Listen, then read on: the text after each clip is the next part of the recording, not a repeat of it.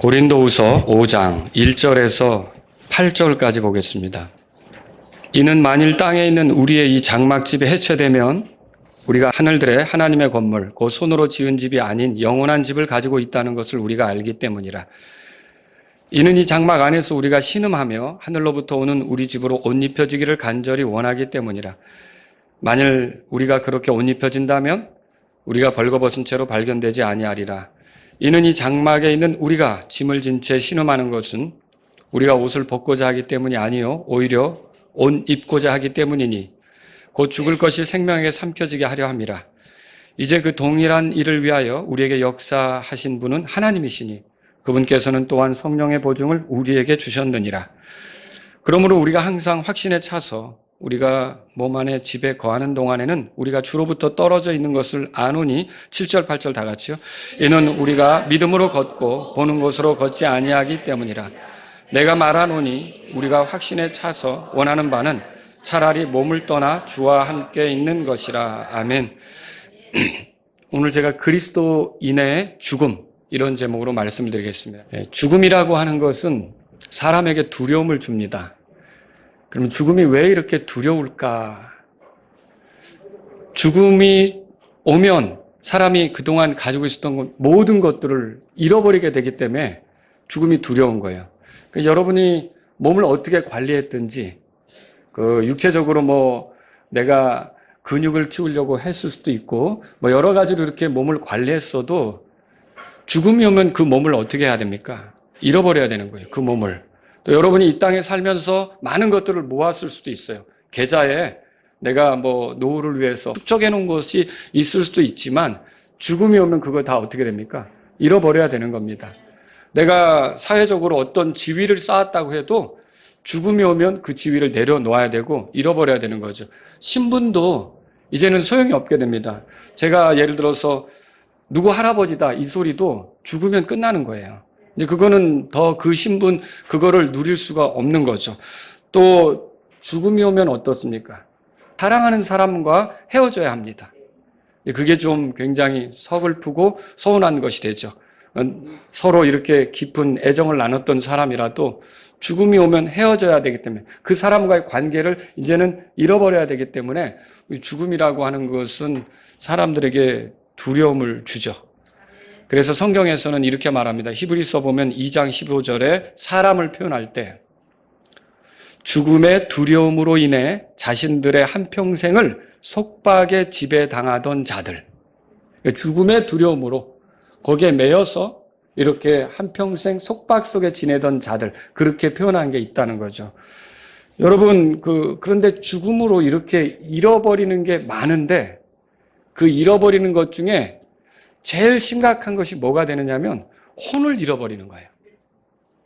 그래서 예수님이 말씀하셨어요. 마태복음 16장 26절에 보면 사람이 만일 온 세상을 얻고도 자기 혼을 잃으면 그에게 무슨 유익이 있겠느냐?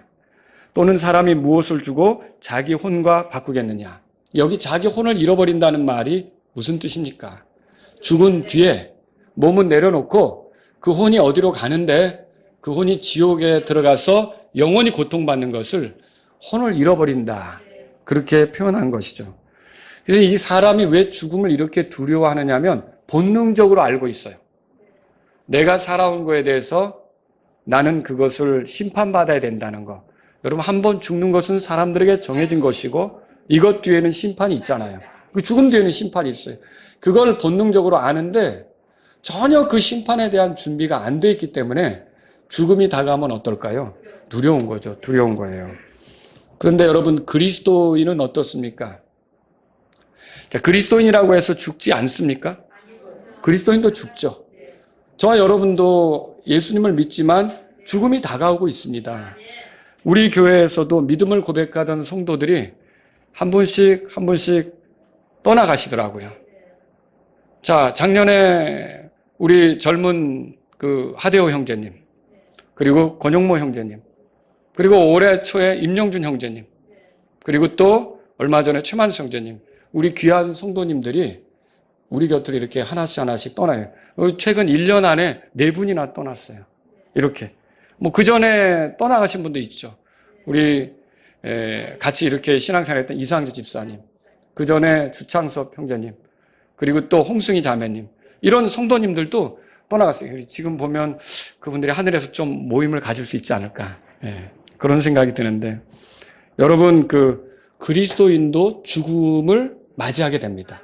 이게 질병으로 몸이 아파가지고 고침받지 못해서 죽을 수도 있어요.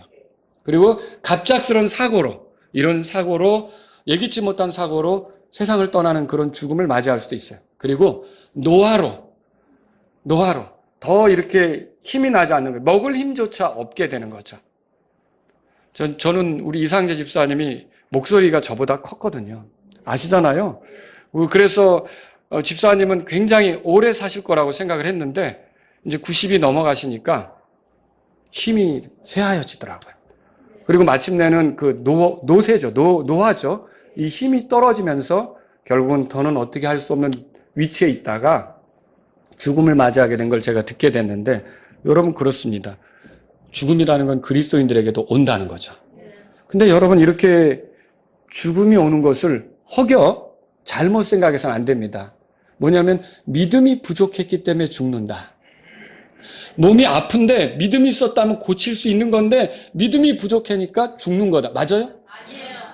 믿음이 부족하기 때문에 그런 사고를 만난 거다. 뭔가 신앙생활을 잘못했기 때문에 그런 위험한 일을 당한 거다. 맞아요? 아니에요. 여러분, 이게 믿음의 문제가 아니라는 거죠. 믿는 사람은 안 늙습니까?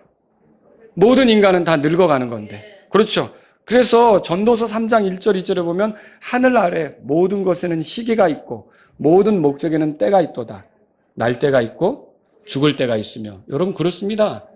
이런 시기에 따라 각자 죽음이 임하면 그 죽음을 당할 수밖에 없는 거예요. 여러분도 지금 이렇게 오늘 건강한 모습이고 이렇지만 여러분과 제가 죽음이라는 것을 갑자기 당할 수도 있는 거고, 죽음이라고 하는 건 우리 앞에 늘 기다리고 있는 거죠. 여러분, 우리가 그것을 간과하면 안 된단 말입니다.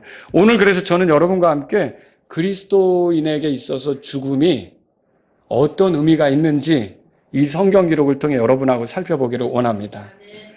그래서 한 가지 확실하게 말씀드리는 것은 구원받지 못한 사람이 당하는 죽음, 이거하고 구원받은 우리가 당하는 죽음은 다른 거예요. 죽음은 같지만 이거 분명히 성격이 다릅니다. 저와 여러분들이 이 말씀을 통해서 나는 언젠가 죽는데 그리스도인으로 죽는다면 이런 일들을 경험하게 되는구나, 여러분이 아시면 좋겠어요. 자, 그러면 오늘 본문을 통해서 세 가지로 정리해 보겠는데요. 첫 번째로 그리스도인에게 죽음은 장막집이 해체되는 것과 같습니다. 1절에 보세요. 다 같이 읽어볼까요? 이는 만일 땅에 있는 우리의 이 장막집이 해체되면 우리가 하늘들에 있는 하나님의 건물, 그 손으로 지은 집이 아닌 영원한 집을 가지고 있다는 것을 우리가 알기 때문이라. 자, 이게 우리의 장막집, 이런 말을 바울이 하고 있어요. 여러분, 바울이 텐트 메이커였다는 걸 들어보셨어요? 그게 무슨 말이죠? 이 사람이 사역을 하는 데 있어서 그 필요한 그 물질, 경비, 이런 것들을 어떻게 마련했냐면, 자기가 직접 그 브리스길라와 아굴라가 텐트를 만드는데 같이 거들면서 그 일을 해가면서, 텐트 만드는 일을 해가면서 필요한 물질을 충당받았다는 거죠. 그러니까 저같이 교회에서 이렇게 생활비를 책임져주는 그런 형편이 아니라 자기가 직접 일하면서 그런 순간이 있었다는 거예요. 그러면 그 바울 같은 경우는 텐트에 대해서 잘 알까요? 알겠죠. 그걸 만들어 봤으니까. 그런 사람이 뭐라 그러냐면 1절에서 땅에 있는 우리의 장막집, 이렇게 표현했어요. 자, 이게 뭐예요? 우리 혼이 죽음을 맞이하기 전까지 살던 그 몸이 있잖아요. 그 몸을 지금 뭐라고 표현했냐면 땅에 있는 우리의 장막집, 그렇게 표현한 거예요. 여러분, 혼은 생각하고 느끼고 판단하고 결정하고, 혼이 그런 일을 하는 거예요. 그렇죠? 혼이 그런 일을 하는 거예요. 근데 그 혼이 어디에 사느냐면 몸 안에 사는 거예요. 근데 이제 죽을 때는 이 몸을 내려놔야 되는 거죠. 그 몸을 내려놓는 것을 지금 여기서 뭐라고 표현했냐면 땅에 있는 이 장막집을 해체하는 것과 같다. 지금 이렇게 표현하고 있다는 것이죠. 그래서 여기 그리스도인에게 있어서 죽음은 마치 그 장막집을 해체하는 거. 여러분 텐트는 이동하기 쉬운 거예요. 그죠? 한 장소에서 다른 장소로 옮기기 좋도록 텐트를 사용하는 거죠. 자, 여기 본래 영어 단어 텐트, 타버너클이라고 하는 거는요. 출애굽기 25장 9절에 의하면 이게 또 하나님의 처소인 성막 있잖아요. 이거를 표현할 때 사용하는 단어예요. 그러니까 구약에서 이스라엘 백성 출애굽한 이후 광야 생활을 하면서 모세로부터 성막을 짓는 것을 듣게 됐죠. 그리고 성막을 지었잖아요. 자, 이 사람들이 그 광야를 이동할 때마다 그 진을 치는데 그 진 중앙에 항상 있었던 거. 그게 바로 성막이에요. 그거를 여기서 지금 장막집 이렇게 표현한 단어를 그 성막이라고 할 때 그걸 표현하는 단어로 썼던 거죠. 자, 그럼 보세요. 이 단어를 가져다가 이 땅에 살아가는 동안 우리의 혼이 거하는 우리의 몸을 표현하는 데 사용한 건데 이게 건물로 된 그런 어떤 성전하고 달리 이거는 해체시켰다가 이동하고 또 다시 짓고 해체시켰다 이동하고 해체시키기가 쉽고 이동하는 게 편한 거라는 거죠. 그래서 여러분과 제가 여기 만일 땅에 있는 우리의 이 장막집이 해체되면 이렇게 말한 건 저와 여러분의 이 몸 이게 언젠가는 해체될 거라는 거죠. 그게 쉽다는 거죠. 갑자기 그렇게 될 수 있다는 거예요. 그리고 그때는 어떻게 되냐면 우리가 이동하는 거예요. 뭐가 이동하는 거예요? 몸이 이동합니까? 몸은 내려놓고 이 안에 살고 있는 혼이 이동을 하는 거죠. 그러면 어디서 어디로 이동합니까? 자, 고린도후서 5장 7절에 이는 우리가 믿음으로 걷고 보는 것으로 걷지 아니하기 때문이라 그랬죠? 자, 우리는 믿음으로 살았어요. 여러분, 우리 그리스도인들은 다 믿음으로 살죠? 믿음으로 구원받고 믿음으로 살아가는 거예요. 그런데 여러분이 베드로전서 1장 9절에 믿음의 결말이 뭐라는 걸 들어보셨어요? 믿음의 결말은 뭐예요? 혼의 구원이죠. 저와 여러분들이 이 혼이 구원받았다면 우리가 갈 곳은 정해져 있는 거예요. 몸은 내려놓지만 우리가 어디로 이동하느냐? 구원받은 성도들이 모이는 곳으로 가는 거죠. 그걸 우리가 하늘나라라고 하잖아요. 예수님이 이렇게 말씀하셨어요. 요한복음 14장 2절에 들어보십시오. 내 아버지 집에 많은 저택들이 있도다. 만일 그렇지 않으면 내가 너에게 말해 주었으리라. 내가 너희를 위해 처소를 예비하러 가노니. 내 아버지 집에 저택들이 많대요. 이때 저택이라고 표현된 단어는 맨션이에요. 맨션. 고급 주택이란 말이에요. 그런데 보세요.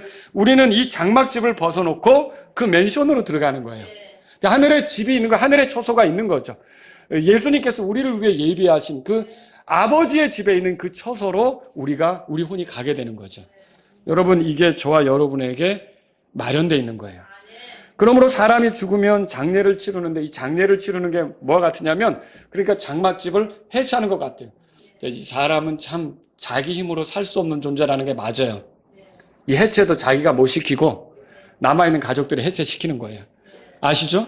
네, 그래서 가족들이 이제 그걸 다 정리하고 그걸 이제 우리가 장례 치른다 그렇게 하잖아요. 그래서 여러분 그리스도인에게 죽음은 뭐냐면 첫 번째로 이 장막집이 해체되는 것이다. 우리가 어디로 가기 위해서. 우리 어디로 간다고요? 예, 구원받은 성도들이 모이는 하늘로 가는 그걸 위해서 이 몸을 내려놓는다. 이거 해체시킨다. 이게 그리스도인에게 있어서 죽음이다. 이렇게 생각하셔야 하는 거죠. 두 번째는 뭐냐면요. 그리스도인에게 죽음은 부활을 위해 필요한 겁니다. 바울은 지금 육체와 대비되는 하늘들에 있는 하나님의 건물들을 소개합니다. 1절 다시 한번 읽어볼까요? 이는 만일 땅에 있는 우리의 이 장막집이 해체되면 우리가 하늘들에 있는 하나님의 건물, 곧 손으로 지은 집이 아닌 영원한 집을 가지고 있다는 것을 우리가 알기 때문이라 그랬어요. 자, 여기 하나님의 건물이라고 소개된 것은 하나님께서 우리를 위해 예비하신 부활의 몸을 얘기하는 거예요. 구원받은 우리에게는 그 부활의 몸이 있어요. 우리 혼이 지금은 이 장막집 이걸 가지고 살지만 언젠가는 우리가 부활의 몸을 집으로 삼고 살아갈 때가 있다는 거죠. 그걸 뭐라고 표현했냐면 아까는 장막이라고 해놓고는 장막집이라고 했죠? 타버너클, 텐트라고 한 거에 말하자면 근데 여기서는 이제 빌딩이라고 했어요. 여러분 이게 다른 차원이죠? 뭐가 더 튼튼합니까? 바람이 불면 뭐가 더 잘 버티겠어요? 이게 빌딩이죠, 빌딩. 그런 장막집과는 다른 그 건물, 그것이 여기 보면 성경 뭐라고 하냐면 하늘들에 있는 하나님의 건물들. 그러니까 하나님께서 준비하신 거. 손으로 만들지 않은 그런 건물이 있다는 거죠. 자, 여러분 구약 시대에 하나님의 초소로 불려지는 게 두 가지가 있는데 하나는 성막. 성막은 누가 지었어요? 이스라엘 백성이 모세의 명령에 따라 지은 거죠. 자, 그게 성막이 있어서 이스라엘이 이동할 때마다 같이 따라다녔잖아요. 자, 이스라엘이 가나안 땅에 들어갔어요. 자, 거기 정착해서 살게 됐죠. 그런데 다윗이 나는 좋은 건물에 거하는데 하나님의 집은 저렇게 있다니 하면서 건물의 필요성을 느꼈죠. 그때 다윗이 건물을 지어 올렸습니까? 하나님의 집을? 못했죠. 누가 했어요? 네, 솔로몬이 그걸 했어요. 근데 솔로몬이 자, 하나님의 처소를 지어서 봉헌했어요. 바쳤단 말이죠. 그러면 솔로몬이 그렇게 했으면 성막이 더 필요합니까? 필요 없죠. 보세요. 자, 그 건물로 된 하나님의 집이 들어서니까 성막은 필요 없게 된 거예요. 여러분, 자, 이게 뭘 보여주고 있습니까? 솔로몬에 의해서 성막이 성전이 된 것처럼 평화의 왕이신 예수 그리스도를 통해 우리의 이 장막집이 어느 날 건물로 변하게 된다는 거죠. 여러분, 성경에 그렇게 말했어요. 고린도전서 6장 19절에 너희 몸이 너희가 하나님께로부터 받은 바 너희 안에 계신 성령님의 전인 줄 너희가 알지 못하느냐. 자, 우리는 성령님의 전이 하나님의 전이에요. 우리 집이 하나님의 처소예요. 이 장막으로도 하나님의 처소로서 여러분 구원받았으면 성령님이 우리 안에 거하시죠? 하나님 모시고 사는 거예요. 성령님이 하나님이시죠. 우리가 하나님을 모시고 하나님과 함께 사는 거예요. 그런데 이제 이 장막집이 해체돼도 그걸로 끝나는 게 아니라 나중에 우리가 어떻게 되냐면 하늘들에 있는 건물들로 새롭게 우리가 이 처소를 갖게 되는데 집을 갖게 되는 이게 하나님이 우리 안에 함께 하시는 우리 새로운 몸을 갖게 된다는 거죠. 자, 그래서 장막과 같은 육체가 때가 되면 해체되겠지만 여러분 언젠가는 하나님께서 준비하신 몸, 아주 그 장막과는 다른 몸, 그런 그것도 여기 성경에 뭐라 그랬냐면 영원한 집을 가지고 있다는 것을 우리가 알기 때문에 1절에 그랬어요. 영원한 집이라 그랬어요. 이 장막집은 해체가 필요하잖아요. 오래 가지 못하는 거예요. 근데 우리가 주님께로 얻게 될 부활의 몸은 이 말씀을 통해 보면 뭘 발견할 수 있어요? 영원하다는 거. 여러분과 저는요, 이 땅의 삶이 전부가 아니라는 걸 알아야 돼요. 사람은 두 종류의 몸을 가지고 사는데 결국은 이 육체를 가지고 살다가 죽어서 비참하게 되는 사람이 있는가 하면 영광스러운 몸을 갖게 되는 사람이 있는 거예요. 여러분, 제가 그런 말씀을 종종 자주 드렸잖아요. 같은 성충이라도 여러분 어떤 거는 아파트 주차장 기어 다니다가 타이어에 터져 죽을 수 있어요. 근데 어떤 거는 나무에 매달려서 고치가 되죠. 무덤처럼 있다가 어느 날 그거 찢고 나오죠. 그 찢고 나오면 뭐가 돼요? 나비가 되죠. 같은 종류였어요. 그런데 다른 몸을 입잖아요. 저와 여러분들이 지금은 해체될 이런 장막집 같은 육체를 가지고 있지만 병들어서 신음하는 그런 육체를 가지고 있지만 영광스러운 몸, 영원한 몸, 죽지도 썩지도 병들지도 않는 몸, 죄에 익숙하지 않은, 죄와는 상관없는 몸, 이런 몸을 갖게 되는 걸 믿으십니까? 이게 우리에게 있다는 거죠. 여기 하나님의 건물은 손으로 지은 집이 아니에요. 영원한 집이에요. 이게 하늘로부터 오는 집인데 이게 장막과 대조가 되죠. 이 장막은 우리가 이 땅에 사는 동안 갖는 몸을 말한다면 여기 지금 하늘로부터 오는 몸은, 이 집은, 건물은 이거는 우리가 부활할 때 있게 될 그런 몸이라는 거죠. 4절에 보세요. 4절에 다 같이 읽겠습니다. 이는 이 장막에 있는 우리가 짐을 진 채 신음하는 것은 우리가 벗고자 하기 때문이 아니요 오히려 옷 입고자 하기 때문이니 곧 죽을 것이 생명에게 삼켜지게 하려 함이라. 여러분이 이 장막집을 가지고 사는 동안에는요 짐을 진 채 신음한대요. 이 몸을 가지고 사는 동안 신음하죠. 정신적 고통이 있죠. 육체적 고통이 있죠. 그래서 가만히 들어보면 죽겠다 소리 엄청 많이 해요. 그렇잖아요. 그 신음이에요, 신음. 진짜 아주 힘들어서 끙끙거리는. 그게 그래도 젊을 때는 좀 괜찮았는데 나이가 들어가면서 그게 더 심해져요. 더 신음소리가 깊어지는 거죠. 그런데 이렇게 신음하며 괴로워하고 이렇게 살더라도요, 여러분 그걸 끝낼 날이 있는 거예요. 더 우리가 계속해서 그런 몸을 가지고 사는 게 아니라는 거죠. 그러니까 여러분과 저는 하나님 말씀을 믿음으로 대해야 돼요. 소망을 가져야 돼요. 내가 지금 병들어서 이렇게 신음하는 것 같아도, 이 육체 안에서 신음하는 것 같아도 하나님은 나에게 또 다른 집을 준비하셨다. 또 다른 몸을 준비하셨다.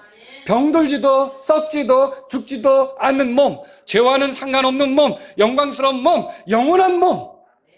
이거 일시적으로 죽는 이런 몸이 아니라 그런 몸을 하나님께서 나를 위해 준비하셨다. 이거 보면 눈이 열리지 않겠습니까? 이거 보면 힘이 나지 않겠습니까? 그리스도인으로서 살면서 이 몸이 전부인 것처럼 여기에 매여서 죽겠다, 힘들겠다, 속상하다, 못 살겠다, 아주 그냥 신음만 하고 있는 거예요. 여러분과 제가 그 신음으로 끝나는 인생이 아니라 우리는 하나님이 우리를 위해 준비하신 몸이 따로 있어요. 그걸 갖기 위해서 죽는 거예요. 그걸 갖기 위해서 죽는 거죠. 여러분과 제가 알아야 될 게 그거예요. 그래서 여기 보니까 2절에 이는 장막 안에서, 즉 이 몸 안에서 우리가 신음하며, 신음한다고 돼 있죠? 신음하죠? 내 머리가 왜 이래? 내 허리가 왜 이래? 맨날 그냥 왜 이래 타령을, 아이고, 당연한 건데. 당연한 거 아니에요? 나이가 들면 집도 허물어지는데, 근데 왜 이래 타령을 엄청 불러요. 내 눈이 왜 이래? 이게, 그게요. 그렇게 가는 거예요. 그런데 이렇게 가는 걸로 끝나는 게 아니라는 거죠. 저와 여러분들은 새로운 몸이 준비되고 있어요. 여러분과 제가 알아야 돼요. 그래서 여기 보니까 우리의 집으로 옷 입혀지기를 간절히 원하기 때문이라. 그러니까 이 몸을 입는 거를 옷 입는 거라고 표현했어요. 옷 입는 거라고. 여러분, 그래서 죽음은 뭐와 같으냐? 죽음은 그런 것 같아요. 샤워실로 들어가는 것 같아요. 자, 샤워실에 옷 입고 들어가는 사람 있어요? 좀 이상한 사람이죠. 뭐 옷까지 빨아버리지 뭐 이럴 수도 있겠지만 샤워실에 들어갈 때는 어떻게 해요? 다 벗고 들어가죠? 자, 그리고 이제 샤워실에서 이제 샤워하고 시간 보내고 이제 뭐 막 하고 이제 털고 이제 나왔어요. 나왔는데 아까 벗어놨던 속옷 다시 입죠? 아니요. 그럼 이상한 거예요. 그렇죠? 어떻게 해야 되죠? 우리가 새 옷을 입죠. 그리고 또 새 속옷을 입어야 되는데 아까 입었던 그 옷 위에다 새 속옷을 입는 경우가 있어요? 가끔 정신 나가면 그럴 수 있어요. 내가 왜 이런 행동을 하고 있지? 그렇게 말할 수도 있어요. 그런데 대개는 새 옷을 입으려고 할 때는 아까 입었던 옷을 어떻게 하는 거예요? 벗어놓는 거죠. 그러니까 우리가 죽는다는 건 그와 같은 거예요. 마치 샤워실 들어가듯이 우리가 하늘에 들어가는 거예요. 그때는 우리 지금 이 몸을 벗는 거죠. 그리고 거기서 나와야 될 때가 있어요. 이 땅에 그리스도와 함께 올 때. 그때는 어떻게 해요? 새 몸을 입고 새 옷을 입는 거예요. 그 옷 입기를 간절히 원하십니까? 그러니까 맨날 아프다 타령을 하지 마시고 그 몸을 입기를 사모하세요. 그게 어떻게 되면 갑자기 주님이 공중으로 오시면 그 몸을 입어버려요. 예수님 오시는 거 기다리십니까? 그러니까 내가 이렇게 끙끙거릴 게 아니라 갑자기 예수님이 공중으로 오시면 그 몸을 그냥 말하자면 우리 순식간에 입을 수 있다니까요. 이미 죽은 사람도 그 몸을 입는 거고요. 여러분 그렇게 믿으시죠? 그래서 여러분과 제가 이게 죽음이라고 하는 거는 지금 입고 있는 이 병들어 버릴 수밖에 없는 그 아주 썩을 수밖에 없는 이 죽을 수밖에 없는 이 몸을 벗어버리는 게 죽음이다. 그 부활하기 위해서는 반드시 죽음이 필요합니다. 부활하기 위해서는 죽음이 필요하죠. 예수님도 뭐라고 말씀하셨어요? 예수님도요, 죽지 않으셨다면, 십자가에서 돌아가시지 않으셨다면 부활하실 수 있어요? 부활이 있기 전에는 반드시 뭐가 있어야 되는 거예요? 죽음이 있어야 되는 거죠. 나는 부활이요 생명이니 나를 믿는 자는 죽어도 살겠고 또 누구든지 살아서 나를 믿는 자는 결코 죽지 아니하리라. 이 말씀 아시죠? 여기서 이게 죽어도 살겠고. 자, 이게 잘 생각해 보세요. 살겠고라는 경험을 하기 위해서는 죽어도가 있어야 되는 거예요. 그러니까 내가 죽음을 맞이한다, 점점 죽음으로 가고 있다, 이거는 그리스도인에게는 뭐예요? 내가 살겠고를 경험하기 위해서 이 길로 가는구나. 내가 지금 신음은 하고 있지만 궁극적으로는 주님께서 준비하신 새로운 몸을 입겠구나. 여러분 그런 소망을 가지라는 거죠. 누구든지 하늘로부터 오는 집으로 옷 입혀진다면 벌거벗은 채로 발견되지 않는 거예요. 3절 보세요. 3절. 다 같이 읽습니다. 만일 우리가 그렇게 옷 입혀진다면 우리가 벌거벗은 채로 발견되지 아니하리라. 이게 벌거벗게 된다는 것은 이 표현을 어디서 발견하냐면 에덴 동산에서 발견해요. 아담과 이브가 죄를 지었을 때 여러분 그들이 숨었죠. 그리고 막 앞치마를 만들었잖아요. 그게 왜 그랬어요? 그들이 죄가 들어오고 나서는 벗은 걸 알게 된 거예요. 아마 빛나는 존재였을 것 같아요. 그런데 이 죄가 들어오면서 자기들이 벗은 걸 알게 됐고 그걸 감추려고 했던 거죠. 부끄럽게 여긴 거예요. 자, 그러면 벌거벗은 채로 발견되지 않는다, 이 말은 뭐예요? 여러분과 제가 부활의 몸을 입고 영광스럽게 될 때는 부끄러울 것이 없는 그런 사람들로 온전하게 드러나게 될 거라는 거죠. 여러분과 저는 그런 게 있어요. 왜 그래요? 예수님을 믿었기 때문에. 4절에 보세요. 다 같이 다시 한번 읽습니다.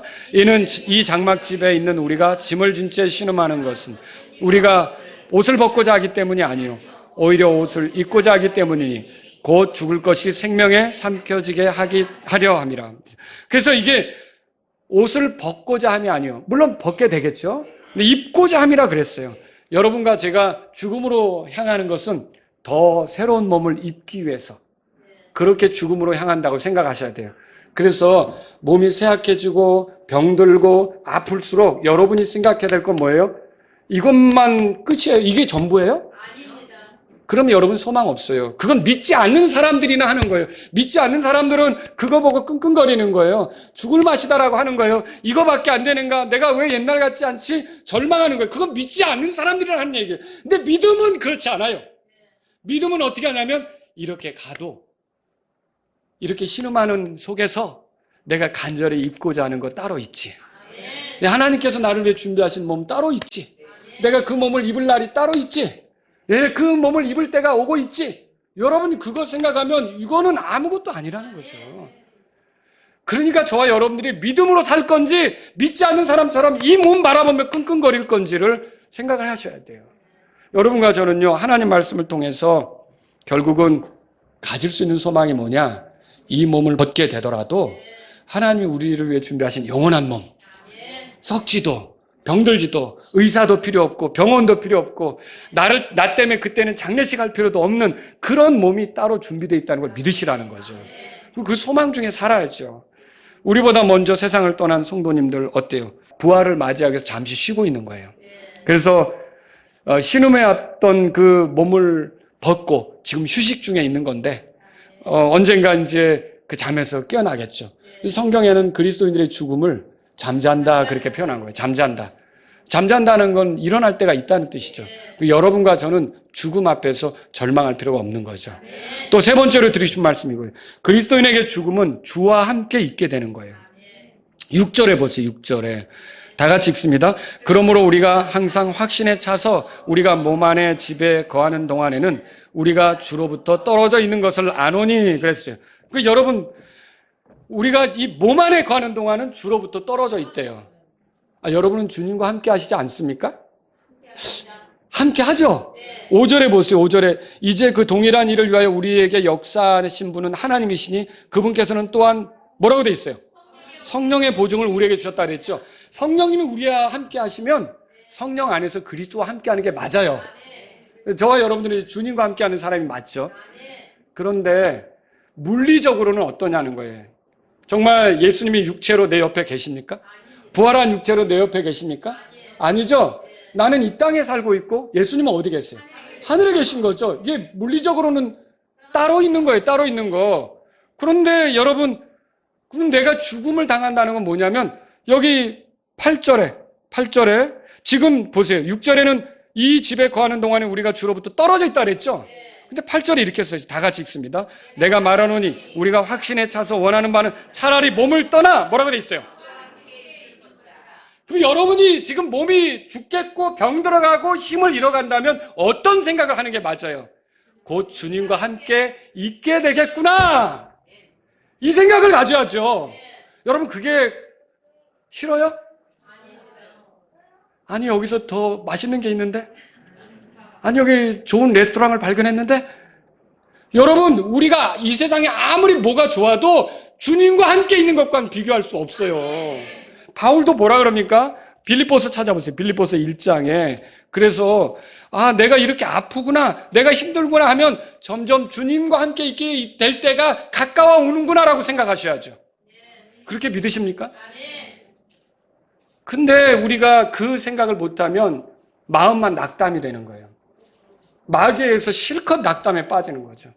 마귀에서 내가 예수님을 믿는데 주님을 믿는데 왜 이렇게 늘 아프지? 왜 이렇게 힘들지? 여러분, 믿어도 아프다니까요. 믿어도 돌 맞는 거죠. 믿어도 칼로 목베임 당할 수 있는 거고요. 믿어도 감옥에 갑니까? 믿어도 어려움에 처할 수 있는 거예요. 믿음이 무슨 그런 항상 평탄한 길, 순탄한 길, 그것만 보장한다고 얘기하는 건 아니잖아요. 믿어도 우리가 어려움을 겪어요. 믿어도 죽는 거예요. 믿어도 아프고 믿어도 결국 죽음으로 가는 거예요. 근데 바울이 뭐라 그럽니까? 빌립보서 1장에서 거기 보세요. 23절에 다 같이 읽겠습니다. 23절. 이는 내가 떠나서 그리스도와 함께 있기를 바라며 그것이 훨씬 더 좋지만 내가 그 둘 사이에 끼어 있기 때문이라. 그럼 그 둘이 뭐냐? 그 둘이 뭐냐? 여러분 20절에 보면 살든지 죽든지 그렇게 그리스도께서 내 몸 안에서 높임을 받으실 것이라 그랬죠? 사는 거 죽는 거 이 둘 사이에 끼어 있다는 거예요.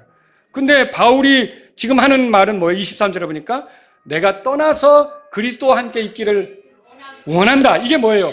내가 죽어서 차라리 주님과 가까이 있는 것이 더 낫다. 그렇지만 교회 때문에 내가 남아서 할 일이 더 있다. 이 얘기를 하는 거죠. 여러분 바울도 이렇게 주님과 함께 있는 걸 더 좋게 생각했는데 예수님은 십자가에 못 박히시 전날 제자들에게 말씀하셨어요. 내가 있는 곳 거기에 너희도 있게 하리라. 여러분 읽어보셨죠? 요한복음 14장 3절에 써 있어요. 지금 하늘에 계신 그분은 우리가 그분과 함께 있기를 원하는 거예요. 그 과정으로 우리를 어떻게 하는 거예요? 서서 치시는 거예요. 점점 약하게 만드는 거죠. 여러분 이렇게 약해지다가 갑자기 어느 날 더는 숨을 못 쉬게 된다. 그럼 그때는 우리는 어떻게 되겠습니까? 주님과 함께 있게 되는 거예요. 여러분 좋은 거 아닙니까? 좋은 거죠. 근데 부활하려면 내가 죽어야 되는 거고 주님과 함께 있으려면 내가 죽어야 되는 건데 여러분 이제 점점 몸이 쇠약해지고 나이가 들어가고 힘들어가는데 그때부터 이제 더 인삼과 녹용과 개소주와 이런 많은 것들로 더 아니야. 여러분 이거 맞습니까? 아니에요. 아니죠 그거. 우리는 어떻게 돼? 이제 내가 주와 함께 있기 위해서 이 길로 가는구나. 그 마음이 편해지죠. 얼마나 좋을까. 주님과 함께 있다면 이 신음이 끝나는데 얼마나 좋을까. 한때 우리 곁에 있다가 지금 우리와 함께 하지 않는 성도들은 어디에 있습니까? 주와 함께 있습니다. 구원받은 여러분이 어느 날 죽음을 맞이한다면 그 순간 여러분은 몸을 떠나 어디로 가는 겁니까? 주님과 함께 있게 가는 거예요. 그러니까 그리스도인에게 죽음은 이런 거라는 거죠. 그래서 절대 낭망할 게 아니에요. 절대 힘들어할 게 아니라는 거죠. 시편 기록자는 이렇게 말했어요. 시편 116편 15절에 주의 성도들의 죽음은 주의 눈앞에서 귀중하도다. 여러분 우리들의 죽음이 주님의 눈앞에서 귀중하대요. 이렇게 죽음을 통해서 어떤 모습으로 죽든지 그건 이게 정말 비참하게 죽을 수도 있고 재난을 당할 수도 있고 병들어서 이기지 못하고 죽을 수도 있고 코로나 때문에 죽을 수도 있고 다양하게 죽지만 그게 다 주님께로 가는 문이에요. 문. 그래서 오늘 저는 여러분에게 이 말씀 드립니다. 첫 번째로 그리스도인은 죽음을 두려워하지 않습니다. 죽음 이후에 대해 전혀 준비가 되어 있지 않은 사람, 불신자들은 죽음을 두려워하게 될 거예요. 한번 죽는 것은 사람들에게 정해진 것이고 이것 뒤에는 심판이 있다고 했기 때문에. 근데 또 구원받지도 못해놓고 죽음 뒤에 대해서 객기 부리는 사람이 있어요. 그냥 너무 살기가 힘들다고 죽음 뒤로 뛰어드는 거예요. 우리가 이제 자살이라고 그러잖아요. 여러분 이 세상에 아무리 힘들었어도 저 죽은 뒤에 믿지 않은 사람이 가서 던져지게 될 지옥보다는 나은 거예요. 지옥이 가장 고통스러운 거예요. 자, 그렇게 해서는 안 되는 거죠. 그런 사람들은 한 번뿐인 인생을 죽음으로 자기가 자살로서 그 구원 얻을 수 있는 기회를 영원히 날려버리는 거죠. 그럴 필요 없어요. 그런 사람들이 들어야 될 말씀이 있어요. 예수님 말씀하셨죠. 수고하고 무거운 짐을 진 너희 모든 자들아 내게로 오라. 그리하면 내가 너희에게 안식을 주리라.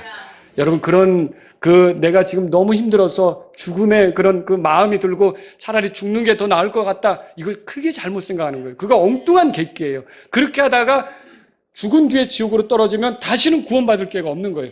그렇게 하지 말고 살아있을 때 여러분을 구원받지 못한 여러분을 부르시는 예수님의 음성에 순종하시고 예수님 저 좀 불쌍히 여겨주세요 라고 나오시기 바랍니다.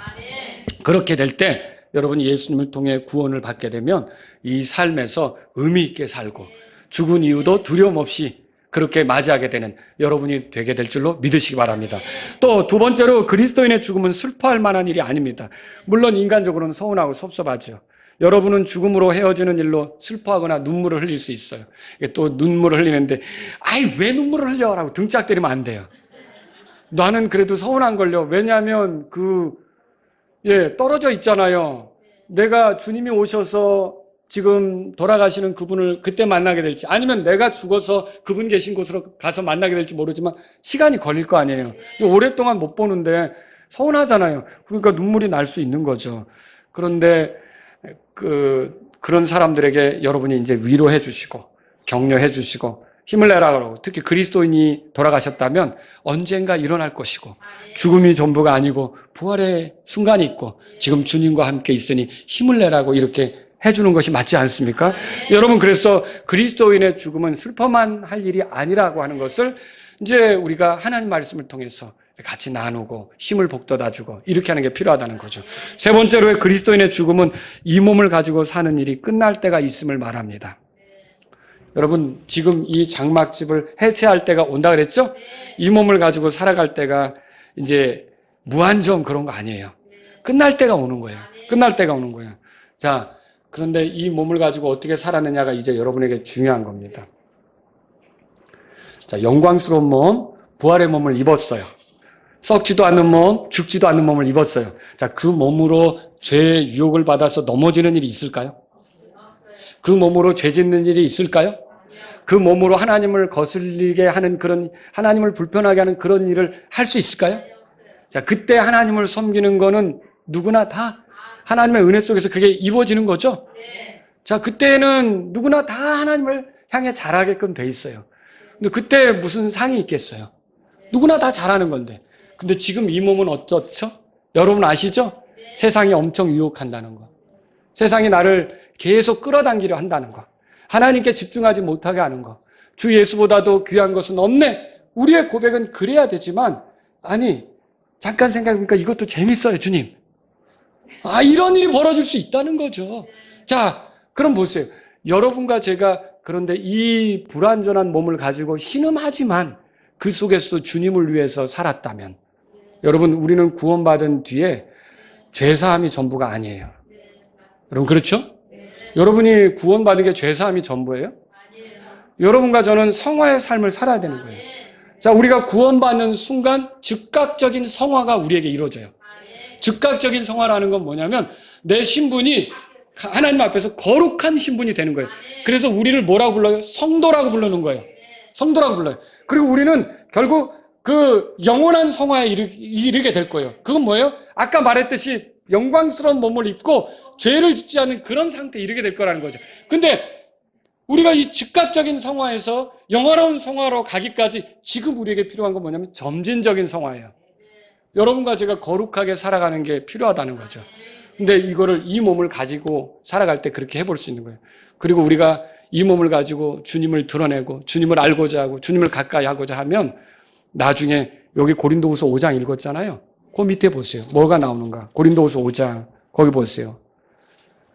9절에 그런즉 우리가 수고하는 것은 함께 있든지 떨어져 있든지 그분께서 받아주시는 자가 되려 함이라. 이는 모든 사람이 각자 선한 것이든 나쁜 것이든 자기가 행한 것에 따라 자기 몸 안에서 이루어진 것들을 받기 위하여 우리가 다, 여기 우리는 누구예요? 그리스도인들이죠. 우리가 다 뭐라고 돼 있어요? 그리스도의 심판석 앞에 반드시 나타나야 하기 때문이라. 여러분과 저는 그리스도의 심판석에 서게 될 거예요.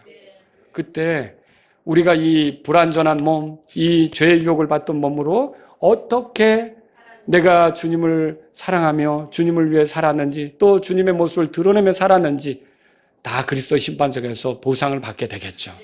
여러분은 어떻게 살아겠습니까? 이 몸을 가지고 있을 때 주님을 높이기 위한 기회다라고 생각하고 살든지 죽든지 이 몸에서 그리스도가 높임받기를 원해서 살아가는 저와 여러분이 될 수 있기를 바랍니다. 또 여러분 죽음의 순간 서운하지 않도록 평상시 꼭 그런 거 있죠. 방학 숙제 안 하고 대학 하기 전날 숙제하는 거. 그런 식으로도 해도 또 그냥 늦게라도 했으니까 철 든 거지. 고맙지. 뭐 이럴 수도 있어요. 근데 어떤 사람은 끝까지 또 그 기회를 놓칠 수도 있어요. 근데 여러분 그렇게 할 필요 없어요. 어차피 우리는 죽음으로 향하고 있잖아요. 그 전에 지금 살아있을 때 부지런히 여러분의 짝에게 사랑한다는 말을 많이 하세요. 그 돈 안 들잖아요. 근데 왜 그렇게 그거를 인색하게 하세요? 아니, 사랑한다는 말도 하시고, 당신 때문에 힘이 난다고도 하시고, 격려하는 말도 하시고, 그냥 죽기 직전에 그때 그냥 막판에 와서 그때 내가 미안했어. 왜 그래요?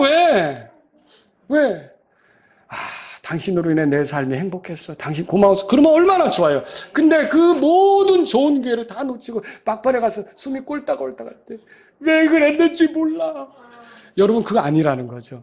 우리가 어떻게 살아야겠어요? 지금 살아있을 때 여러분의 자녀들에게도 좋은 말, 격려가 되는 말, 힘이 되는 말도 해주시고 여러분의 배우자에게도 그렇게 하시고 교회 지체들에게도 그렇게 하시란 말이에요. 우리가 언젠가 헤어질 수 있는 거예요. 우리 지체들에게도 따뜻한 말로 하고 비난하는 말이 아니라 이게 세워주는 말, 격려하는 말 하고. 여러분 전도서 10장 찾아보세요. 요거 읽고 마칠게요. 전도서 10장. 9장입니다. 9장 9절에 보세요. 내 헛된 삶의 모든 날, 그분께서 해 아래에서 내게 주신 내 헛된 삶의 모든 날에 내가 사랑하는 아내와 함께 뭐라고 돼 있어요? 남편들은 아멘 하셔야죠. 똘똘하면 돼요? 내가 살아있는 날 동안 내 사랑하는 아내와 함께 뭐라고 돼 있어요? 즐겁게 살지어다. 우리 형제님들 아멘? 아멘. 즐겁게 살지어다. 예, 이는 그것이 이 삶에서 내가 해 아래에서 수고하여 얻은 내 몫이기 때문이라. 그런데 아내를 쳐다보지도 않고 아내를 방치하고 나중에 다 후회하려고 그래요. 그렇게 하면 안 돼요. 하나님 말씀대로 하셔야죠. 그래서 어떤 분이 그러더라고요. 결혼하는 데 있어서 어떤 사람을 피하시냐 이렇게 물어보니까 그 사람이 하는 말이 그래요. 중요한 게 많은 사람을 피한대요. 중요한 게 많은 사람. 그러니까 중요한 게 많다 보니까 내가 낄 자리가 없는 거예요. 그래서 어떤 남자를 만났는데 그 남자가 난 이게 중요하고 난 이게 중요하고 난 이게 중요하고 이게 중요하면 피한대요. 그 중요한 것 때문에 내가 낄 자리가 없으니까. 그런데 그게 아니라 정말 내가 사랑하는 사람을 만나면 그 사람과 사랑하면서 가족들을 돌보고 또 집안을 건전하게 이끌고 그러면 괜찮겠구나. 여러분 그게 뭐가 그렇게 중요한 게 많아요. 하나님이 짝지어 주신 거 중요한 거 아닙니까? 그런데 그렇게 매몰차게 저리 가게 하고 쳐다보지도 않고 마음도 주지 않고 사랑한다는 말도 없고 여러분 이거 우리가 하나님 말씀대로 하는 거 아니라는 거죠. 10절 다 같이 읽겠습니다. 10절 무엇이든지 내 손이 할 일을 찾는 대로 내 힘을 다하여 그것을 할지니 이는 내가 들어가는 무덤 속에는 일도 없고 계획도 없고 지식도 없고 지혜도 없기 때문이라. 나중에 뭐 하려고 할 때 이 무덤에 들어가서 이제부터 내가 작정하고 할게요. 꼭 개학날 다가오면 방학숙제 하려고 하는 그런 그 심보가 우리에게 있다고요. 그럴 필요 없어요. 지금부터 여러분이 해야 될 일이라면 지금부터 살아있을 때 무덤에 들어가기 전에 여러분이 부지런히 하시기 바랍니다. 아내를 사랑하고 자녀들에게도 용기를 주는 말 많이 하고 기회가 되는 대로 선한 일을 하고 여러분 죽음을 준비하는 우리가 지혜롭게 인생을 살 수 있게 되길 바랍니다. 우리 다 같이 일어서시겠습니다. 오늘 이 말씀을 들으신 여러분 가운데 하나님 아버지 제가 예수님을 통해 구원받고 죽음 이후에 대해서 하나님의 은혜로 준비되게 하심을 감사합니다. 내 나머지 삶을 주님을 기다리면서 이렇게 신음하며 보내기도 하지만 주님께서 주실 것들을 소망하면서 주님에 대한 기대로 가기를 원합니다. 이런 분이 있다면 이 시간 주님 앞에 나아가십시오. 하나님 아버지 내가 죽기 전에 때늦은 후회를 하지 않고 지금 이렇게 주님이 삶의 기회를 주셨을 때 아내를 사랑하고 남편을 사랑하고 자녀들을 격려하고 부모님에게 더 잘하고 이렇게 하는 삶을 살기를 원합니다. 이런 분이 있다면 이 시간 주님 앞에 나아가십시오. 하나님 아버지 우리는 죽음이 준비되어 있지만 이 죽음이 준비되지 못한 우리 사랑하는 가족들이 있습니다. 이 세상이 전부인 것처럼 달려가는 그 사람들에게 제가 주님을 전하기를 원합니다. 그들이 나처럼 준비되기를 원합니다. 이런 분 있다면 가족들을 위해 기도하시기 바랍니다.